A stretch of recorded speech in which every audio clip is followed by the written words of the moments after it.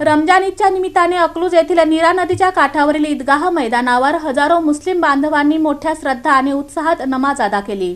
रमजान महिन्यानंतर साजऱ्या होणाऱ्या ईद उल फित्र निमित्त अकलूज येथील नीरा नदी काठावरील ईदगाह मैदानावर हजारो मुस्लिम बांधवांनी नमाज अदा केली।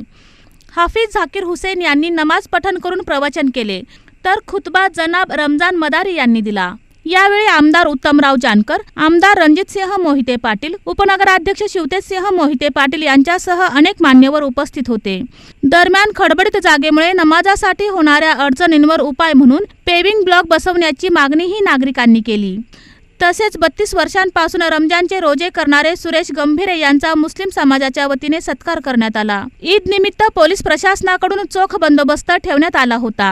रमजान ईदच्या अनुषंगाने अकलूज पोलीस स्टेशन कडून सर्व अकलूज मधील मुस्लिम बांधवांना रमजान ईदच्या खूप साऱ्या शुभेच्छा आणि सण आनंदात साजरा